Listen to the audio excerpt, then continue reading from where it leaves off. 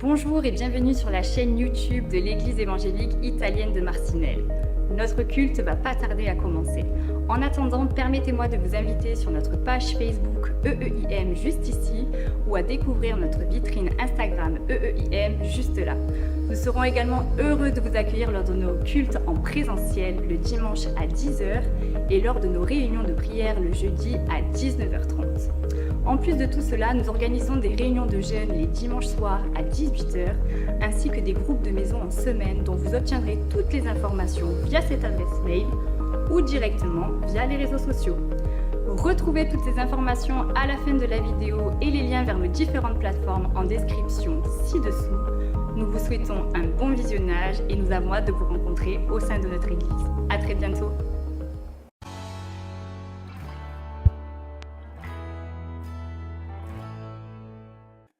Donc, nous allons continuer la série que nous avons commencée. Qui se souvient quels étaient les livres dans la Bible que nous avons abordés la semaine passée? Agé, bien vu. Les livres d'Agé. Donc, en fait, la semaine passée, nous avons vu une vérité essentielle dans le chapitre 1. Dans le livre d'Agé, il y en a 3 chapitres, il y a 3 messages de Dieu, 3 encouragements, 3 messages pour le peuple de Dieu. Et en fait, nous avons vu dans le chapitre 1, que les problèmes en fait du peuple de Dieu n'étaient pas l'absence de Dieu dans leur vie. Nous avons vu que les problèmes, c'était plutôt les désordres dans leurs priorités. C'est pas que Dieu était absent, mais en fait, Dieu n'était plus au centre de leur vie. Et justement, on a vu, je rappelle un petit peu ce que nous avons regardé la semaine passée, on a vu qu'ils n'ont pas rejeté Dieu, mais ils ont déplacé le Seigneur. Et en fait, on a vu que tout change quand on vient devant Dieu avec une honnêteté et on fait les points avec le Seigneur. On a vu que tout change quand on pose aussi des actes concrets pour réaménager nos vies, pour faire de Dieu notre priorité. Nous avons vu que tout change quand on répond à la parole de Dieu par l'obéissance. Et ensuite, qu'est-ce que nous avons pu constater toujours dans le chapitre 1, qu'aujourd'hui, ensuite à cette prise de position, Dieu a promis quelque chose au peuple qui c'était quoi? Je suis avec vous. Et on a fini en lisant donc ces chapitres-là, en voyant que Dieu il avait réveillé leur esprit. Vous vous souvenez de cela? Dieu réveilla leur esprit. Donc en fait, c'est comme si Dieu leur a donné une nouvelle motivation, un nouvel élan. Amen. Donc jusque-là pour l'introduction, pour les rappels de ce matin. Cependant, il est possible qu'une fois qu'on décide d'y prendre la bonne route, une fois qu'on décide d'y faire les bonnes décisions dans nos vies, il est possible qu'en chemin faisant, il y a les découragements qui viennent, qu'on fait face à cela. Est-ce que vous êtes d'accord avec moi? Est-ce que je suis le seul à faire parfois face au découragement? On se dit, mais Seigneur, j'ai pris la bonne direction, j'ai pris la bonne route, je suis ce que tu dis. Mais le découragement, il est là. Il essaie de nous déstabiliser. Et donc, chers amis, on peut commencer avec foi. On peut commencer avec zèle, mais chemin faisant, on se fatigue. On peut avoir pris une bonne décision, mais chemin faisant, on perd cet élan. Et c'est exactement ce que le peuple de Dieu va vivre dans le chapitre 2 du livre d'Agé. D'accord? Et en fait, ce qui est intéressant de voir, c'est que Dieu ne vient pas avec un bâton et dire au peuple, faire une exhortation. Non, mais il vient les encourager. D'accord? Et donc, Dieu ne veut pas, c'est la vérité centrale aujourd'hui, Dieu ne veut pas seulement que nous commencions bien avec foi, avec zèle, mais il veut aussi que nous puissions continuer avec sa force. Amen? Dis à ton voisin, va avec la force de Dieu. Et le titre de mon message ce matin, c'est « Continue, Dieu est avec toi ». Continue, Dieu est avec toi. On va lire, j'invite à ouvrir vos Bibles dans le livre d'Agé, chapitre 2. Pour ceux qui souhaitent prendre vos Bibles. Merci Tamara. Donc le livre d'Agé, chapitre 2, du verset 1 au verset 9.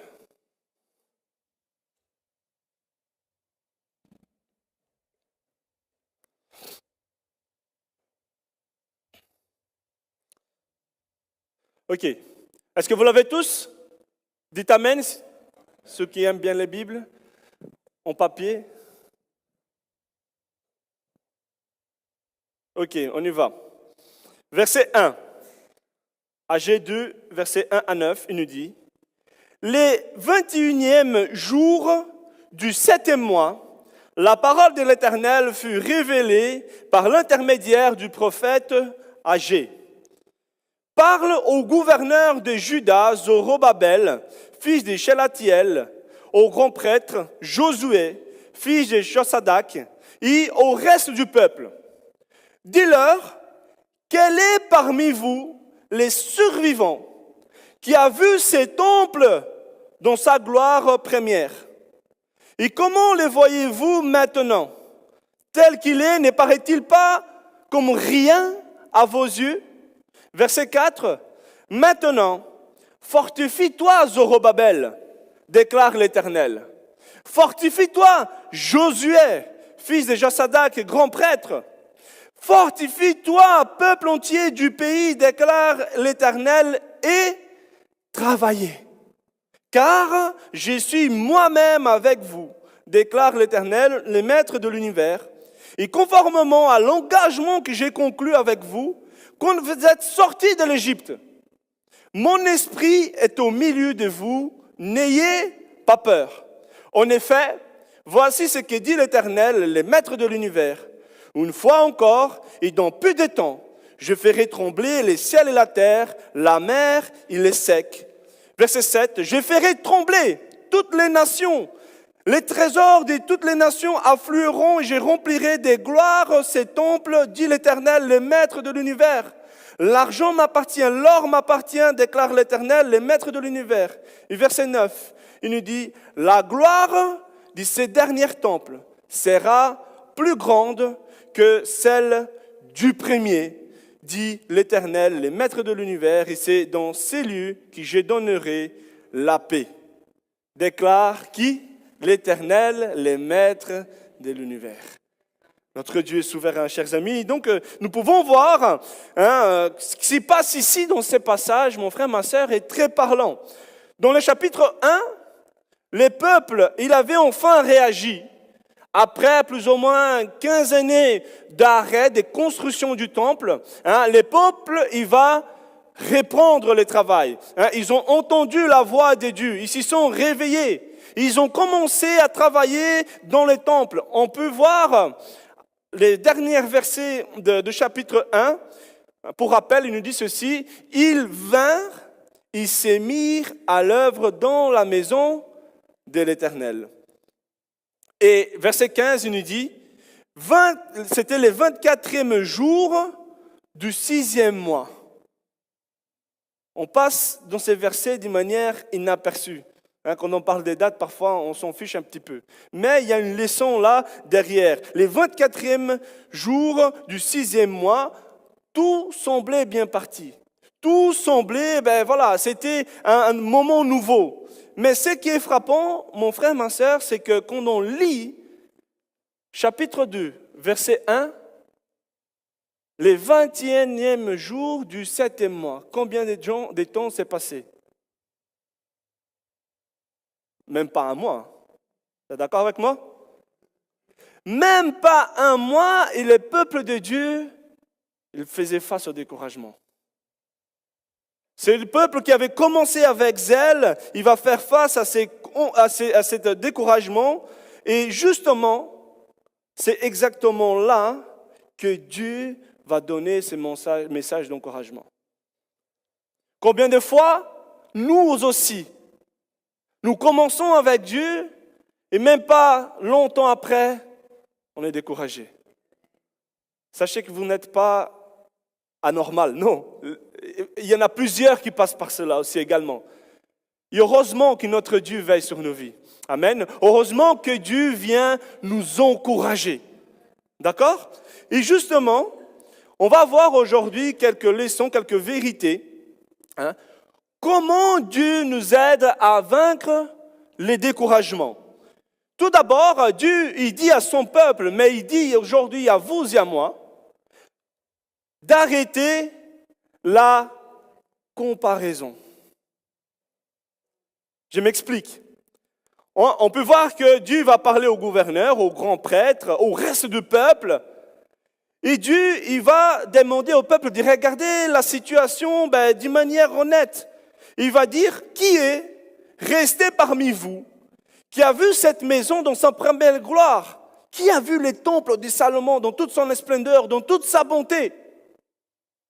Et comment vous les voyez maintenant? Ce que Dieu fait ici, chers amis, c'est vraiment, il met en lumière les regards du peuple. Ils ont repris la construction, ils sont dans l'obéissance, mais il y a un danger qui apparaît, qui c'est la comparaison. Parce qu'en fait, certains dans les peuples, ils ont connu les temples de Salomon, dans toute sa gloire. Et en regardant en arrière, en regardant vers le passé, ils s'y disent, ce qu'on construit maintenant, c'est rien. Ce qu'on construit maintenant, c'est pas comme avant. C'est du pipeau, ça. Hein? C'est quelque chose de assez... c'est pas comparable. Et justement, frères et sœurs, c'est là une attitude très humaine. Et c'est une attitude très actuelle. Imaginez avec moi que des personnes visitent un musée. On regarde des objets anciens et après, à la fin, ils disent, à l'époque, c'était mieux. Ça, cet objet-là, c'est du solide. Hein? C'est plus beau comme cela. Et justement, une fois qu'ils sortent de ces musées, on commence à refuser ou à trouver toujours des choses, on va dire, des défauts, presque tout ce qui est nouveau. En comparant tout. Et frères et sœurs, le problème, c'est qu'aujourd'hui, il y en a ce qui j'appelle des chrétiens musées. Des chrétiens qui vivent juste avec ce que Dieu a fait dans le passé. Ils sont bloqués dans leurs souvenirs. Ils sont bloqués dans ce qu'ils ont vécu auparavant. Et le problème, chers amis, des chrétiens musées, c'est qu'on n'admire plus ce que Dieu il fait dans le présent. Parce que justement, on a du mal. On finit par dire, mais avant, Dieu agissait plus. Avant, c'était mieux. Avant. Et le problème, c'est que quand on a ces regards-là, cette attitude-là, on se décourage. Quand on commence à comparer, on se décourage. Et mon frère, ma sœur, aujourd'hui, Dieu ne nous appelle pas à vivre dans les musées de notre vie. Mais il nous appelle vraiment à marcher avec lui aujourd'hui, avec foi. Parce que Dieu n'est pas seulement Dieu du passé, vous êtes d'accord? Dieu, il est aussi Dieu du présent. Dieu, il est Dieu de ce qu'il est en train de faire aujourd'hui, maintenant dans ta vie. On peut avancer avec Dieu, mais être tenté de comparer ce que Dieu est en train de faire. Et mon frère, ma sœur, évite ces pièges aujourd'hui dans ta vie. Vous savez, la comparaison tue ce nouvel élan spirituel. La comparaison ne fait pas voir la bénédiction que Dieu veut accomplir maintenant, aujourd'hui, dans ta vie. La comparaison devient comme un filtre. Parce qu'on prend le passé et on déforme le présent.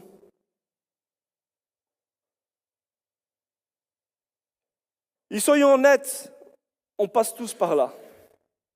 Qui n'a jamais été tenté de regarder en arrière et de se dire, Seigneur, c'était mieux avant. On peut se dire, Seigneur, avant j'étais plus proche de toi. Seigneur, avant ma vie de prière, c'était mieux. Avant ma vie spirituelle, c'était plus forte. Avant, je te ressentais plus. Avant, tu agissais différemment. Et sans s'en rendre compte, chers amis, on transforme vraiment les présents. On les rend décevants. Parce qu'on compare toujours au passé. Mais remarquez quelque chose de très intéressant, c'est que Dieu, dans ce texte-là, il ne nie pas la différence entre les deux temples. Il ne disait pas que c'était identique, c'était la même chose, mais Dieu va corriger leur manière de regarder la situation. Le problème n'était pas la taille ou la bonté du temple, mais le problème, c'était leur regard qui était découragé. Mon frère, ma sœur, quand tu compares ce que Dieu fait aujourd'hui avec ce qu'il a fait hier, la vérité, c'est que tu risques de mépriser l'agissement de Dieu aujourd'hui dans ta vie. J'aimerais te mettre en garde ce matin. Peut-être aujourd'hui, tu regardes le passé avec nostalgie. Mais Dieu te demande ce matin de regarder le présent avec foi.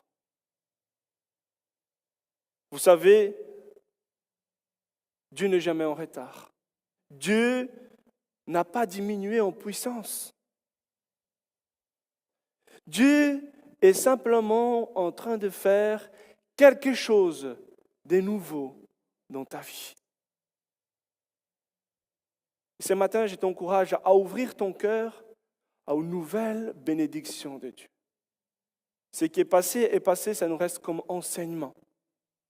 Mais aujourd'hui, il y a une bénédiction nouvelle. Et si tu veux quitter ton découragement aujourd'hui, arrête de comparer ta vie à ce qu'il t'a vécu. Mais aujourd'hui, saisis cette opportunité que Dieu nous donne d'avancer avec foi, avec lui. Est-ce que je peux entendre un amen ce matin? Voici la première clé.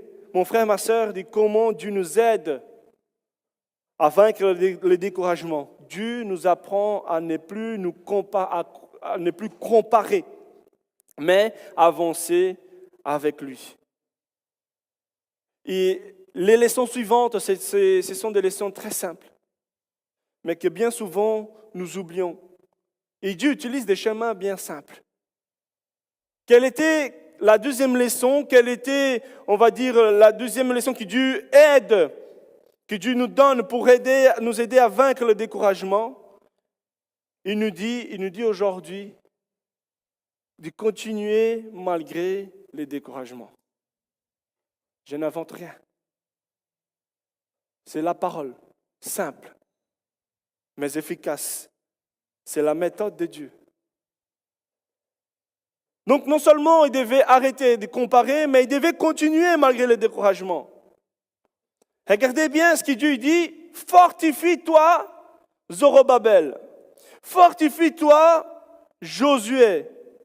Fortifie-toi, peuple entier.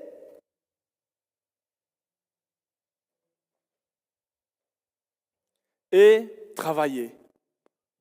En lisant ces versets-là, ce qui me frappe personnellement, c'est que Dieu va parler, on va dire, à eux de manière personnelle.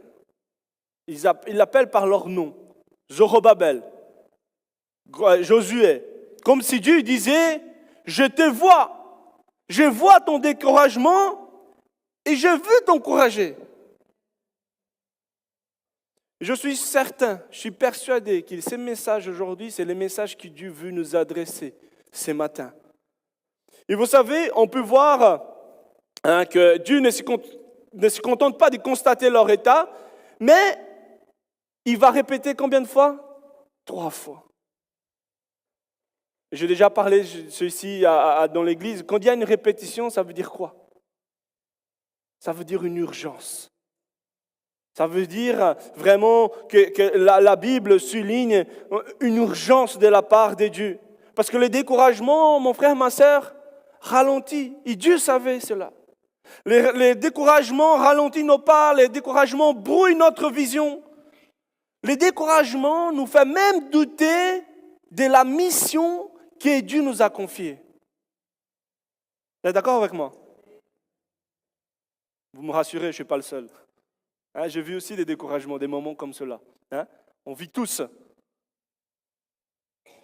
Et chers amis, remarquez quelque chose de puissant, c'est que Dieu ne dit pas « Ah, vous êtes découragés après même pas un mois. reposez-vous. Retrouvez votre motivation. Hein?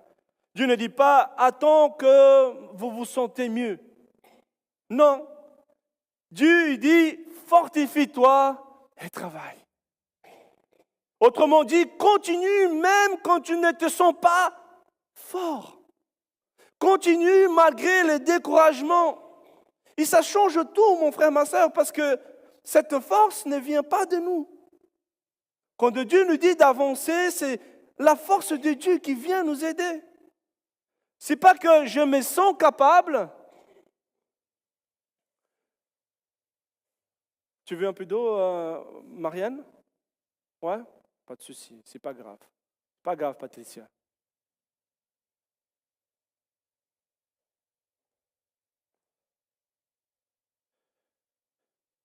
Donc, mon frère, ma soeur,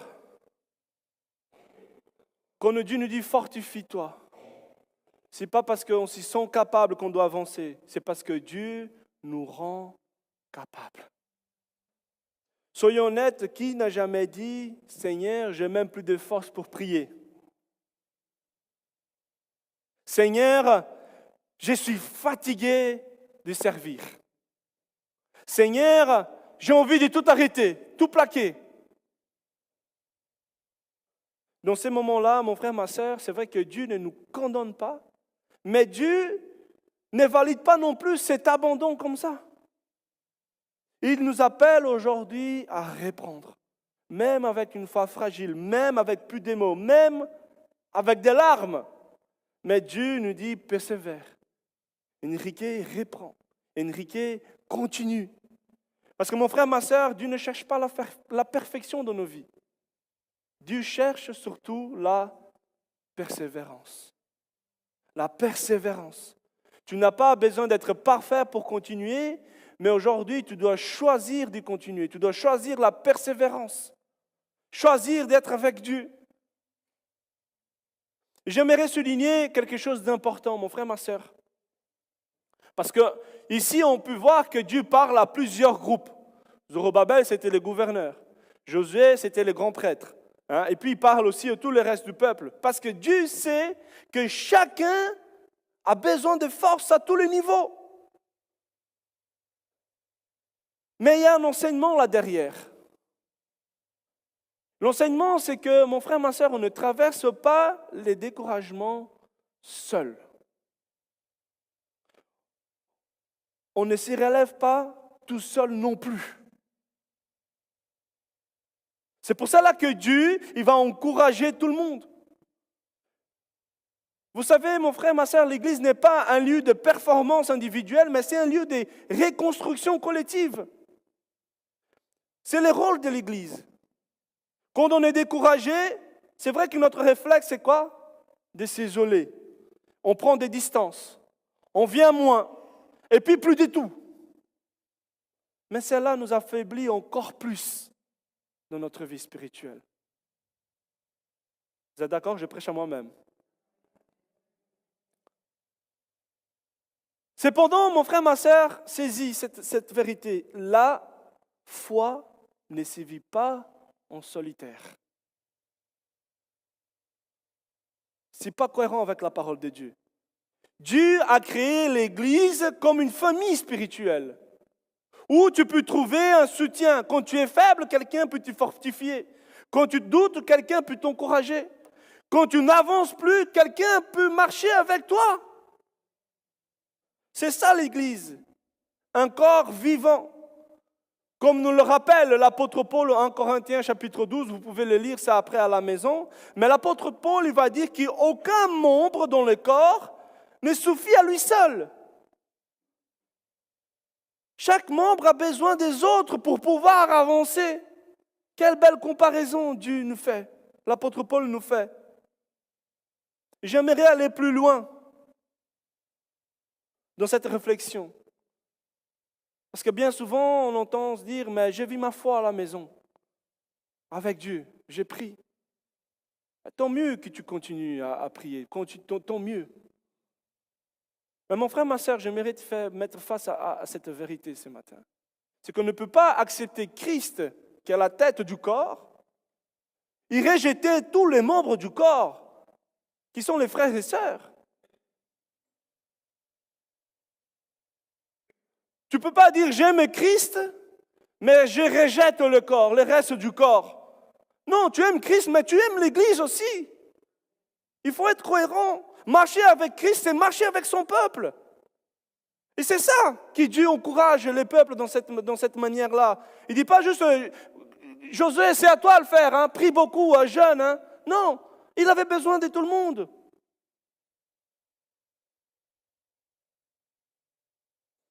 Mon frère, ma soeur, une église unie, une église en bonne santé, ce n'est pas une église qui est parfaite, mais c'est une église qui unie et s'y relève à chaque moment. Ils se fortifient ensemble. Aujourd'hui, si tu es découragé, je t'encourage, ne t'éloigne pas de la communion fraternelle, ne te coupe pas de cette communion fraternelle. Fais plutôt l'inverse. Rapproche-toi, reste connecté. Laisse Dieu te relever. C'est vrai que le découragement nous isole, mais Dieu veut nous restaurer, chacun de nous, par la communion fraternelle. Et j'aimerais lire ces versets. Est-ce que vous êtes d'accord de lire ensemble avec moi? Oui? De toute façon, je ne donne pas le choix. On va lire ensemble à 3, Ésaïe 40, 29, verset 31. 1, 2, 3. Il donne de la force à celui qui est fatigué. Il multiplie les ressources de celui qui est à bout. Les adolescents se fatiguent et s'épuisent. Les jeunes gens s'y mettent à trébucher. Mais ceux qui comptent sur l'Éternel renouvellent leur force.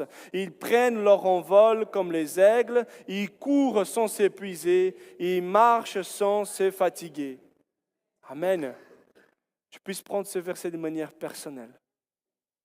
Dieu ne nous dit pas qu'on ne sera jamais fatigué, mais Dieu nous promet de renouveler notre force.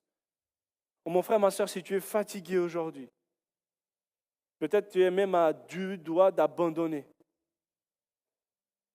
Le Seigneur vient te dire ce matin, fortifie-toi. Sois fort. Pas demain, pas quand tu iras mieux, mais maintenant, fais ce choix, cette décision.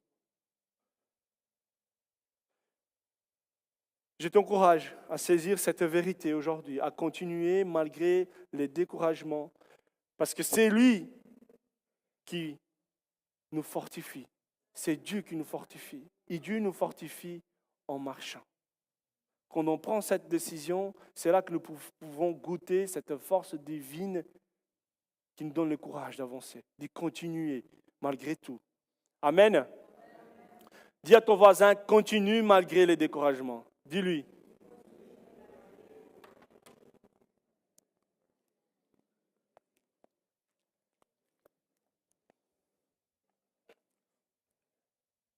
Mais aussi, comment Dieu nous aide à vaincre le découragement. Arrêtez de nous comparer, continuez malgré l'encouragement. Et Dieu dit aussi à son peuple, Dieu nous dit à nous aussi aujourd'hui. Est-ce que je vous apprends quelque chose de nouveau aujourd'hui? Non.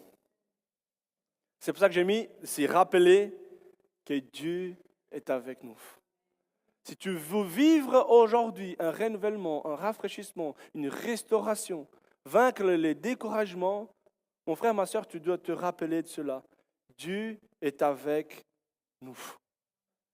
Dieu même, il a dit qu'il était avec les peuples, déjà au chapitre 1. Chapitre 2, il redit la même chose. Dieu va dire que je suis moi-même avec vous, conformément à l'engagement que j'ai conclu.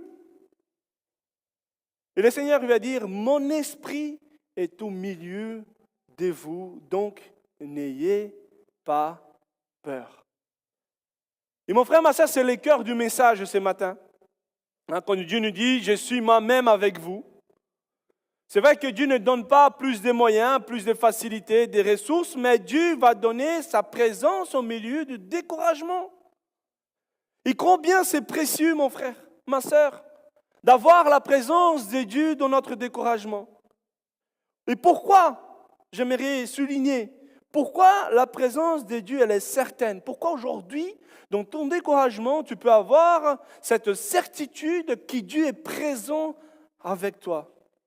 La Bible même nous répond, ces versets nous répondent. Tout d'abord, Regardons les tons du verbe utilisé. Est-ce que Dieu dit « je serai avec vous » ? Non, Dieu dit « je suis avec vous ». Moi-même. Cela montre, chers amis, que ce n'est pas une promesse future, c'est une réalité présente. Maintenant, ensuite, Dieu va encore plus loin. Regardons dans les versets, ce qui est en gras, il va dire « conformément à l'engagement que j'ai conclu ». L'engagement nous rappelle une alliance. Et Dieu, il a cette alliance avec son peuple. Autrement dit, ma présence est garantie par mon alliance avec vous. Qu'est-ce que cela veut dire, mon frère, ma sœur? C'est que la présence de Dieu ne dépendait pas du découragement du peuple. La présence de Dieu ne dépendait pas de leur état d'âme. La présence de Dieu dans leur vie ne dépendait pas de leur fidélité, de leur performance, de leur état spirituel. Non, la présence de Dieu, c'est tout simplement basé sur la fidélité de Dieu lui-même. Aujourd'hui, tu peux avoir cette certitude que Dieu est présent dans ton découragement. Mais non seulement le Seigneur ne nous contente pas de faire une alliance avec nous, mais qu'est-ce qu'il nous dit, le verset plus loin? Mon esprit est au milieu de vous. Mon esprit est au milieu de vous. Ça veut dire, mon frère, ma sœur, que la présence de Dieu n'est pas quelque chose de vague, d'abstrait. La présence de Dieu est quelque chose de vivant, d'actif, au milieu de son peuple. Et cela change tout, mon frère, ma sœur, de savoir que Dieu est avec nous dans notre découragement. Vous êtes d'accord avec moi? On peut avoir plus de ressources, mais Dieu est avec moi. Je peux me sentir faible, mais je sais que Dieu est avec moi. Je peux traverser une saison difficile, mais je sais que Dieu est avec moi parce qu'il a conclu une alliance avec moi, parce qu'il nous donne son esprit. Et quand Dieu est avec nous, on n'avance plus seul. Vous voulez une motivation plus que cela pour sortir du découragement ce matin? Dieu est avec toi. Et cependant, mon frère, ma soeur, souvent les problèmes n'est pas ce que nous vivons. Le problème, c'est que nous oublions que Dieu est avec nous dans ce que nous vivons. C'est pour cela que Dieu rappelle cette vérité. Parce que la présence de Dieu, elle est plus importante que les circonstances. Et cette vérité doit descendre de là à là. De la connaissance intellectuelle au cœur. Et quand nous comprenons avec le cœur que Dieu est là, encore une fois, tout change. Il m'est impossible d'aller plus loin sans parler de Jésus. Parce que ce que Dieu promet ici dans le livre d'Agée trouve son accomplissement parfait en Jésus-Christ. Matthieu 1, 23, il nous dit « La Vierge sera enceinte, elle mettra au monde un fils, et on l'appellera Emmanuel, ce qui signifie Dieu avec nous. » Jésus est Emmanuel, Dieu avec nous. Jésus lui-même, Matthieu 28, 20, il dit « Et moi, je suis avec vous tous les jours jusqu'à la fin du monde. » Ce n'est pas tout, mon frère, ma sœur, c'est à la croix que Jésus a scellé cette alliance, cet engagement. C'est avec son sang qu'il a scellé cette alliance, en portant nos péchés. Et c'est par la foi, aujourd'hui, vous et moi, nous pouvons avoir cette présence de Dieu dans nos vies. Et de manière quoi? Permanente. Ce n'est pas qu'un jour tu as l'esprit, le lendemain tu n'en as plus. Hein. Pas du tout. Hein. Il faut corriger cette erreur théologique. La parole nous dit que votre corps est le temple du Saint-Esprit. par la foi, Dieu habite en toi grâce à Jésus-Christ.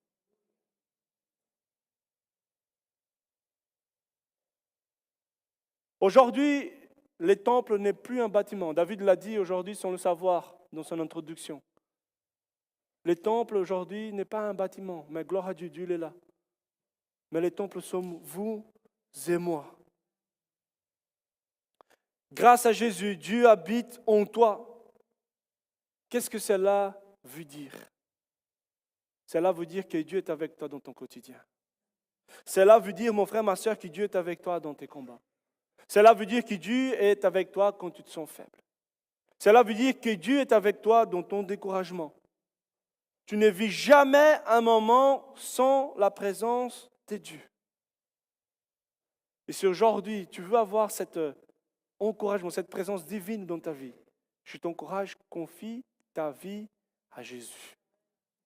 C'est le seul intermédiaire entre l'être humain et Dieu. Peut-être qu'aujourd'hui tu es découragé, tu es ralenti, tu as perdu l'élan. Mais Dieu veut te dire à travers cette parole, fortifie-toi, sois fort, continue, reprends, je suis avec toi. Et l'encouragement du Seigneur va encore plus loin. C'est extraordinaire avec Dieu. Verset 9.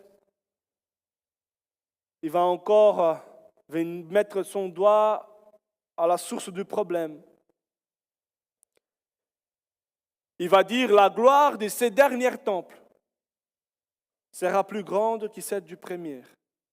Et c'est dans ces lieux que je vous donnerai la paix. Et encore une fois, mon frère, ma sœur, cela pointe vers Jésus. Tout ce qui a été accompli dans l'Ancien Testament pointait vers Jésus. Jésus est la vraie gloire. Jésus nous donne cette vraie paix. Donc même si aujourd'hui tu regardes ta situation, tu vois que ça te paraît petit, ça te paraît fragile, ça te paraît incomplet. Sache que Dieu il est en train de construire quelque chose de plus grand, avec une gloire supérieure. Et tu peux continuer, parce que justement, Dieu est réellement avec toi. Sa présence, elle est certaine. Rappelle-toi, la présence de Dieu, il l'assure à cause de son alliance, faite à la croix du Calvaire. Rappelle-toi que le Saint-Esprit, il t'a promis, il nous le donne. Il doit le déverser sur toute chair. Donc aujourd'hui, continue. Continue à prier. Continue à chercher la face de Dieu. Continue à avancer. Continue à construire. Continue, malgré les découragements. Dieu est avec toi. Il est au milieu de tout ce que tu fais. Et j'arrive à ma conclusion. Et dans ma conclusion, j'ai à cœur de continuer sur ce verset 9. Parce que nous pouvons voir que c'est une promesse. J'aimerais qu'aujourd'hui, tu puisses enlever tes yeux du passé et t'accaparer de cette promesse qui pointe vers le futur. Que tu puisses changer ton regard. Le peuple regardait les présents, il voyait quelque chose de plus petit, plus faible, moins impressionnant. Mais aujourd'hui, avec cette promesse, que tu puisses avoir ces regards changés, que tu puisses dire, Seigneur, il est encore au contrôle. Plusieurs fois, nous avons lu les maîtres de l'univers, les maîtres de l'univers, les maîtres de l'univers. Mon frère, ma sœur, Dieu, il tient ta vie entre ses mains. Dieu voyait plus loin, là où leurs yeux voyaient peu. Dieu voyait plus grand, là où leurs yeux voyaient un manque. Et Dieu préparait une gloire supérieure. J'aimerais te dire, Dieu, dans ses plans, il ne régresse jamais. Mais quand on ouvre notre cœur pour vivre ce que Dieu souhaite que nous vivions, il nous amène de gloire en gloire. Ce n'est pas Enrique qui dit, c'est sa parole qui nous dit. Donc aujourd'hui, même si humainement, en faisant cette analyse, Tu te dis, ben, c'est pas comme j'ai connu avant, ce n'est pas comme avant, ça me paraît petit aujourd'hui. Continue. Sache qu'aujourd'hui, Dieu ne fait pas moins. Dieu fait autrement. Bien souvent, Dieu fait plus de ce que nous pensons et imaginons. Bien souvent, Dieu nous surprend.